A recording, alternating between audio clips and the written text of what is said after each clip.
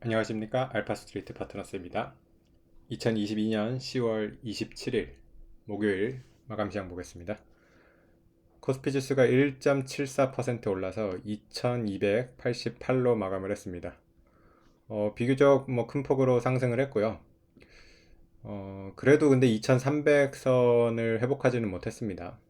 그래도 거의 2300이 눈앞에 보이기는 합니다.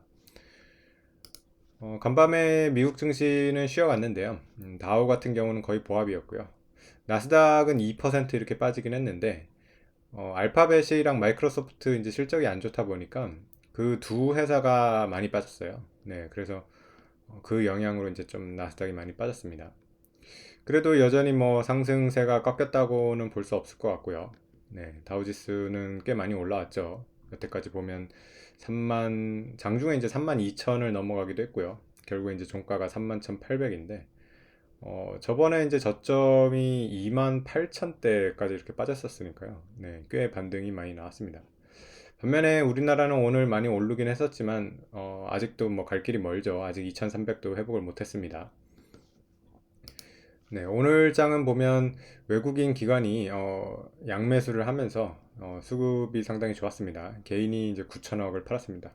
워낙 이제 개인이 지금 이런 하락장 속에서 많이 시달렸기 때문에 이렇게 좀 올라왔을 때 좀 이렇게 팔고 떠나는 사람들이 많은 것 같아요. 네, 시가총액 주 상위 종목 한번 보겠습니다. 오늘 대부분의 종목들이 다 상승을 했고요. 약간 특이하게는 이제 SK 하이닉스 같은 경우가 좀 하락이 컸습니다. 4%대 이렇게 하락을 했고요. 삼성바이오로직스 같은 경우도 최근에 강했는데 오늘은 2% 이렇게 하락을 했습니다. 반면에 이제 크게 오른 종목들이 많이 눈에 띄는데 삼성 SDI가 7%대 이렇게 상승을 했습니다. LG화학도 6%대 이렇게 상승을 했고요. 또 SK이노베이션이 10%대 상승을 했습니다. 네, 그리고 하나솔루션 7%대 이렇게 상승을 했고요. 이렇게 지금 최근에 크게 상승한 종목들을 보면 상당히 기대가 있는 그런 종목들이에요. 삼성 SDI 같은 경우에는 지금 2차 전지에서 에너지 솔루션보다 상대적으로 좀 못 올라가고 있었거든요. 근데 그 못 올라가고 있던 거를 지금 한꺼번에 이렇게 어, 반영이 돼 버리네요. 그 최근에 보면 이제 한 달 전만 해도 거의 50만 원대 이렇게 놀다가 네, 이제 70만 원대 이상으로 이렇게 올라왔습니다. 시가총액도 이제 거의 50조 이게 이제 육박을 하고요. 어떻게 보면 이제 약간 키 맞추기를 하는 것 같습니다. 에너지 솔루션 이제 120조가 넘어갔고요.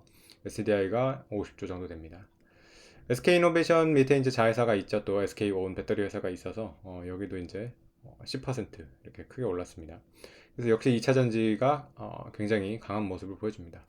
LG 에너지 솔루션도 2%대 워낙 많이 올랐으니까요. 오늘 상승폭이 그렇게 크지는 않지만 그래도 지금 거의 연중 최고치에 가까워지고 있습니다. 그 공모했을 때 이제 순간적인 고점인 59만 8천 원, 이 고점을 아직 가지는 못했지만 사실은 이 공모했을 때를 빼놓고서는 거의 지금 연중 최고치라고 볼 수 있겠습니다.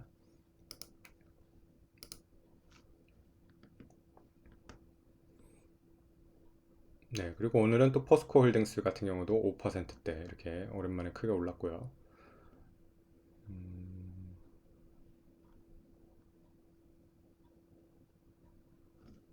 네, 하나솔루션도 보면 참 강한 종목이에요.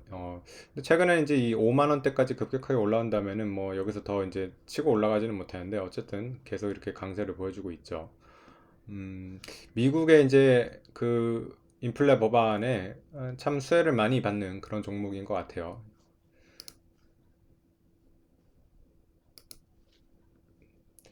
네, 오늘 주 지표들 보시면 코스피가 이제 좀 눈에 띄게 이렇게 올라왔고요.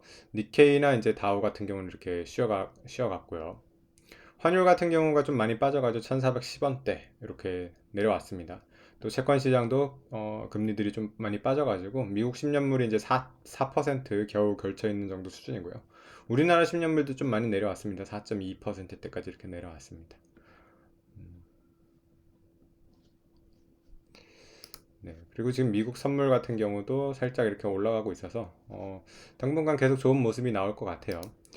간밤에 보면 이제 캐나다 중앙은행이 금리 인상을 했는데요. 0.5%를 올렸습니다. 그래서 0.75%를 올릴 거라고 이제 시장에서 예상을 했는데 시장 예상보다 더 적게 올렸죠. 그래서 나름 이제 캐나다 중앙은행이 판단하기에는 인플레가 어느 정도 이제 진정이 되고 그렇게 급격하게 금리 인상을 할 필요가 없다고 그렇게 판단을 한 것 같아요.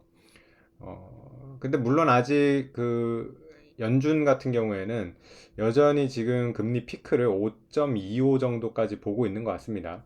그래서 5.25까지는 올릴 것 같다고 하는데 그게 이제 예상보다 좀 덜 올리거나 연준이 좀 더 이 긴축을 완화하는 모습이 나오면 시장이 굉장히 뭐 좋아하겠죠. 그래서 그런 기대가 지금 있어가지고 좀 올라가고는 있는데 항상 이렇게 좀 방심은 할 수가 없을 것 같습니다. 연준이 이렇게 기대를 했다가 또 만약에 그 기대에 못 미치게 되면 이제 또 주식시장이 또 빠질 수도 있거든요. 그래서 그런 거를 좀 경계를 하되 일단은 지금 이렇게 상승 반등장이 이렇게 이어지고 있으니까 이 반등장을 좀 즐기면 될 것 같습니다.